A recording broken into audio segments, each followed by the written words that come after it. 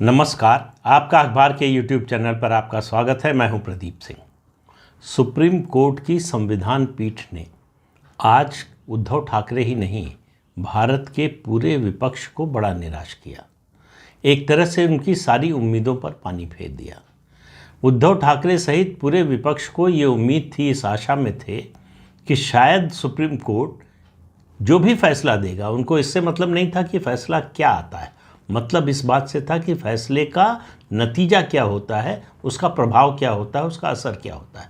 उनको लग रहा था कि सुप्रीम कोर्ट का जो भी फैसला आएगा उसका नतीजा ये होगा कि महाराष्ट्र में जो एकनाथ शिंदे और देवेंद्र फडणवीस की सरकार है उसको जाना पड़ेगा।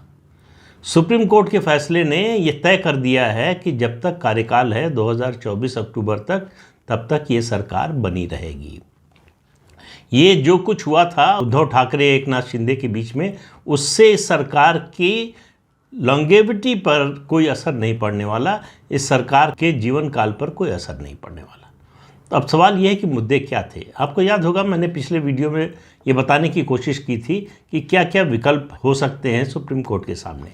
उनमें से एक विकल्प कहा था कि जो 16 विधायकों का मामला है शिवसेना के, जिनको अयोग्य घोषित करवाने की कोशिश की थी उद्धव ठाकरे ने, उनके बारे में फैसला हो सकता है सुप्रीम कोर्ट स्पीकर पर छोड़ दे, वापस भेज दे उनके पास। ठीक वही काम किया है सुप्रीम कोर्ट ने। क्यों किया है सुप्रीम कोर्ट ने?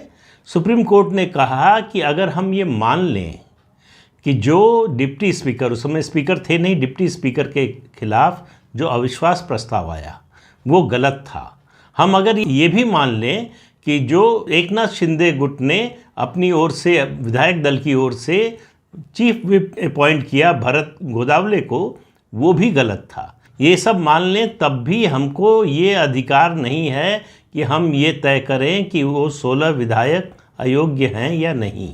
ये अधिकार सिर्फ और सिर्फ स्पीकर के पास है। और स्पीकर से जुड़ी शक्तियों को लेकर जो नाबम रेबिया केस में निर्धारित किया था सुप्रीम कोर्ट की संविधान पीठ ने, उस फैसले का हवाला देते हुए शिंदे गुट ने यह कहा था कि नाबम रेबिया केस में ये बड़ा स्पष्ट रूप से सुप्रीम कोर्ट ने कहा था कि अगर स्पीकर या डिप्टी स्पीकर जो भी हो उस समय, उसके खिलाफ अविश्वास प्रस्ताव आ जाता है तो वो विधायकों की अयोग्यता के मुद्दे पर विचार नहीं कर सकता जब तक कि उसके अविश्वास प्रस्ताव का फैसला नहीं हो जाता। सुप्रीम कोर्ट ने, इस बेंच ने, ये जो 5 सदस्यों की बेंच थी, इसने माना कि ये बात ठीक नहीं है, ये न्याय संगत नहीं है, क्योंकि जो विद्रोही विधायक हैं वो इस्तेमाल कर सकते हैं इस प्रोविज़न का अपनी अयोग्यता से बचने के लिए, और स्पीकर को या डिप्टी स्पीकर को कोई फैसला लेने से रोक सकते हैं। इसलिए सुप्रीम कोर्ट ने कहा कि स्पीकर की शक्तियों के मामले में नाबम रेबिया का जो जजमेंट है उसके प्रकाश में हम ये मुद्दा लार्जर कॉन्स्टिट्यूशन बेंच को भेजते हैं, यानी 7 जजों की संविधान पीठ उसकी सुनवाई करेगी। लेकिन उसका इस मामले से कोई मतलब नहीं है, उसका इस मामले पर कोई असर नहीं पड़ेगा, वो भविष्य के लिए है। भविष्य में कोई ऐसा मुद्दा उठता है तब वो उससे तय होगा, जो 7 सदस्यीय पीठ जो है फैसला देगी उसके अनुसार। दूसरी बात, सुप्रीम कोर्ट ने जो अपने ऑब्जर्वेशंस के दौरान कही थी बात, वो अपने फैसले में भी लिखी। ऑब्जर्वेशन के दौरान, सुनवाई के दौरान जो ऑब्जर्वेशंस थे सुप्रीम कोर्ट के, खासतौर से chief justice of India Chandrachud का जो कथन था कि चूंकि उद्धव ठाकरे ने अपनी मर्जी से इस्तीफा दे दिया, सुप्रीम कोर्ट ने ये माना कि गवर्नर के पास, राज्यपाल के पास पर्याप्त आधार नहीं थे इस बात के कि वो इस निष्कर्ष पर पहुँचे कि उद्धव ठाकरे की सरकार अल्पमत में आ गई है। दूसरी बात, सुप्रीम कोर्ट ने कहा कि पार्टी के अंदर के झगड़ों को निपटाने के लिए विश्वास मत का सहारा नहीं लिया जा सकता। जिन विधायकों ने बगावत की, उन्होंने कहीं भी ये लिखकर गवर्नर को नहीं दिया कि हम इस सरकार से अपना समर्थन वापस लेते हैं। उन्होंने सिर्फ ये कहा कि उनके बीच में आपस में कुछ नीतियों पर मतभेद है और वो उद्धव ठाकरे पर विश्वास नहीं करते, लेकिन सरकार के प्रति अविश्वास कहीं से नहीं था। इसलिए गवर्नर का विश्वास मत हासिल करने के लिए कहना उद्धव ठाकरे को गैर संवैधानिक था, वो कदम स्पीकर का गलत था। दूसरा, ये भी कहा कि जो एकनाथ शिंदे गुट ने नया चीफ विप अपॉइंट किया, वो भी संविधान सम्मत नहीं है। सुप्रीम कोर्ट ने कहा कि चीफ विप अपॉइंट करने का अधिकार पार्टी को है, विधायक दल को नहीं। इसके लिए उन्होंने थोड़ा विस्तार में जाकर इसको एक्सप्लेन भी किया कि कोई भी विधायक चुना जाता है पार्टी का जब सिंबल मिलता है, पार्टी टिकट देती है, पार्टी की नीतियों पर, पार्टी की विचारधारा पर, पार्टी के नाम पर वो चुनकर आता है। वो ये नहीं कह सकता चुने जाने के बाद कि अब हमारा पार्टी से कोई ताल्लुक़ नहीं रह गया, अब हम केवल विधायक दल के सदस्य हैं, पार्टी पर हमारा कोई अधिकार नहीं है। उन्होंने कहा पार्टी ही तय करेगी कि चीफ विप कौन होगा, ऐसी नियुक्तियां पार्टी ही कर सकती है। लेकिन जो संवैधानिक स्थिति है, संविधान के 10th शेड्यूल में 10वीं सूची में जो बात कही गई, जो एंटी डिफेक्शन लॉ से संबंधित है, उसमें स्पष्ट रूप से कहीं भी ये नहीं कहा गया है कि चीफ विप या विप को अपॉइंट करने का अधिकार पार्टी को है या फिर विधायक दल को। इसमें स्पष्टता नहीं है, इसलिए ये डिस्क्रिशन हो जाता है स्पीकर का कि किसके द्वारा अपॉइंटेड चीफ विप को वो स्वीकार करे। इस मामले में स्पीकर ने उस व्यक्ति को चीफ विप के रूप में स्वीकार किया जिसको विधायक दल ने नियुक्त किया था, तो इसलिए उसका भी कोई असर इस सरकार के स्थायित्व पर नहीं पड़ेगा। दूसरा, ECI के मामले पर उद्धव ठाकरे गुट की ओर से दलील दी गई थी कि जब तक सुप्रीम कोर्ट का फैसला इस मामले में यानी विधायकों की अयोग्यता के मामले में नहीं आता, तब तक इलेक्शन कमीशन ऑफ इंडिया को सिंबल और पार्टी के नाम पर सुनवाई का अधिकार नहीं है। सुप्रीम कोर्ट ने कहा इलेक्शन कमीशन ऑफ इंडिया एक संवैधानिक संस्था है, उसको सुनवाई से कोई रोक नहीं सकता। उसको इसलिए नहीं रोका जा सकता कि एक दूसरी संवैधानिक संस्था उसी से संबंधित मामले पर सुनवाई कर रही है या किसी दूसरे मामले पर जिसका असर उस पर आ सकता है उसकी सुनवाई कर रही है। तो सिंबल पर और पार्टी के नाम पर फैसला करने का अधिकार चुनाव आयोग का है, उसमें सुप्रीम कोर्ट कोई दखल नहीं देगा। दूसरा, सुप्रीम कोर्ट ने हालांकि इलेक्शन कमीशन ऑफ इंडिया के चुनाव आयोग के फैसले को चुनौती दी है उद्धव ठाकरे गुट ने एक अलग याचिका में, उसकी सुनवाई अभी होनी है, इसलिए उसमें ज़्यादा सुप्रीम कोर्ट नहीं गया। लेकिन ये बात निश्चित रूप से कही कि इलेक्शन कमीशन ऑफ इंडिया को पार्टी का सिंबल और पार्टी का नाम तय करते समय, इस मामले में फैसला करते समय केवल विधायकों सांसदों ही नहीं, पार्टी संगठन में किसका बहुमत है, किसके साथ ज़्यादा लोग हैं, इस पर भी विचार करना चाहिए था। लेकिन क्या इलेक्शन कमीशन का फैसला गलत है या सही है, इसके बारे में कुछ नहीं कहा। इसका मतलब फिलहाल जो परिस्थिति है उसमें इलेक्शन कमीशन का फैसला स्टैंड करता है, इलेक्शन कमीशन का फैसला लागू रहेगा।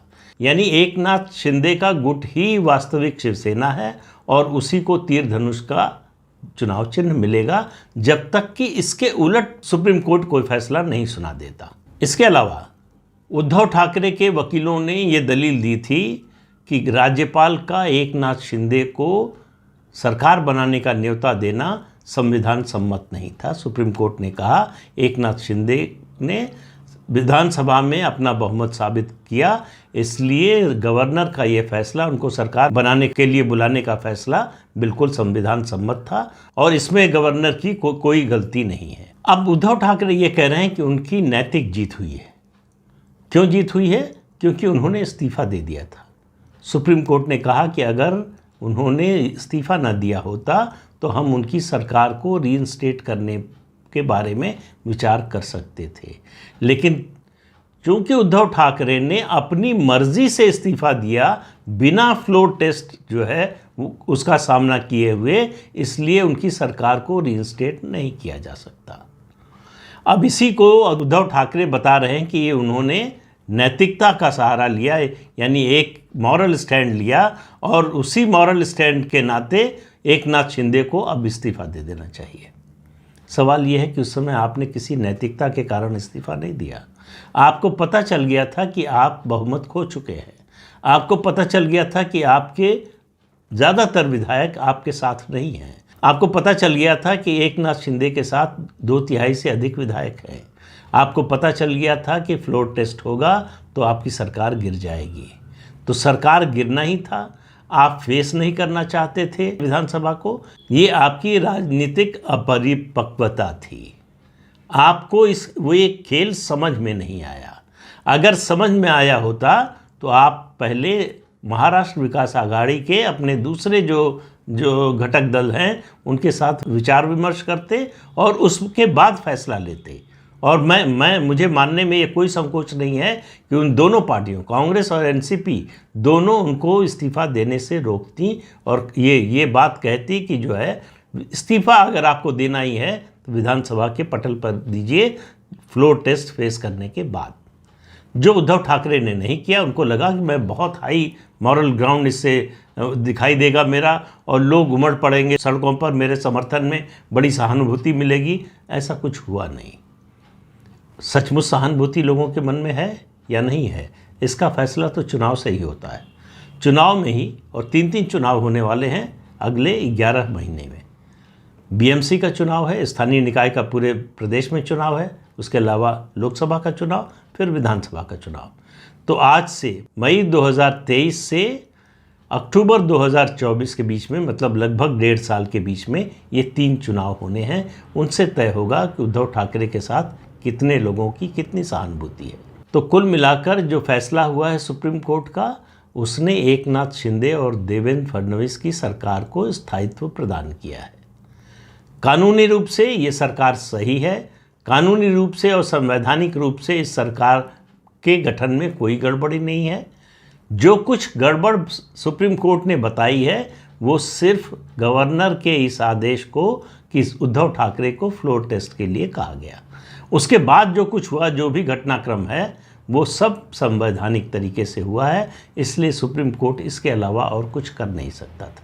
इसलिए सुप्रीम कोर्ट ने वही किया है जो संविधान इस बारे में कहता है। गवर्नर की भूमिका और स्पीकर की भूमिका, ये दोनों मुद्दे मुझे लगता है आने वाले समय में और बहस का मुद्दा बनेंगे कि गवर्नर का अधिकार क्या होना चाहिए, गवर्नर की सीमा कहाँ तक होनी चाहिए। सुप्रीम कोर्ट ने कहा भी है कि गवर्नर को कभी राजनीतिक मामलों में नहीं पड़ना चाहिए। पार्टी के अंदर या गठबंधन के साथियों के बीच में जो झगड़ा हो उसमें नहीं पड़ना चाहिए, जब तक उसके पास पर्याप्त आधार न हो कि जो सत्तारूढ़ दल है वो बहुमत खो चुका है, तब तक उसे विश्वास मत हासिल करने के लिए नहीं कहना चाहिए। इसके अलावा स्पीकर को, जो वर्तमान स्पीकर हैं राहुल नार्वेकर, उनको भी कहा है कि आप इन 16 विधायकों की अयोग्यता के बारे में विचार कीजिए और चीफ विप के मामले में भी ये तय करना है स्पीकर को कि उस समय पार्टी पर अधिकार किसका था। इससे तय होगा कि चीफ विप की नियुक्ति गलत थी या सही थी। अगर स्पीकर इस नतीजे पर पहुंचते हैं कि उस समय पार्टी और विधायक दल दोनों पर अधिकार एकनाथ शिंदे का था, तो एकनाथ शिंदे को चीफ विप नियुक्त करने का अधिकार था। दूसरा, अयोग्यता के बारे में कहा है कि सभी पक्षों को सुनने के बाद एक समयबद्ध तरीके से इस मामले पे फैसला सुनाइए। तो अब स्पीकर का फैसला आएगा और उसके बाद जो है हो सकता है कि उद्धव ठाकरे गुट जो है उनके पक्ष में फैसला ना आए तो वो फिर से अदालत का दरवाज़ा खटखटाएं। लेकिन फ़िलहाल के लिए सुप्रीम कोर्ट के फैसले से एकनाथ शिंदे, देवेंद्र फडणवीस की सरकार पर स्थायित्व की मुहर लग चुकी है। तो ये जो अनिश्चितता बनी हुई थी महाराष्ट्र की राजनीति में, वो ख़त्म हो गई। जिस उम्मीद में कांग्रेस और एनसीपी और ख़ासतौर से शरद पवार बैठे हुए थे कि मौका मिल सकता है, उनकी उम्मीद पर पानी फिर गया है। उद्धव ठाकरे के लिए ये बहुत बड़ा झटका है। उनको सुप्रीम कोर्ट से बहुत ज़्यादा उम्मीद थी, पता नहीं क्यों उम्मीद थी, उनके वकीलों ने उम्मीद दिलाई होगी। उनकी ओर से कपिल सिब्बल और अभिषेक मनु सिंघवी जो है वो बहस कर रहे थे।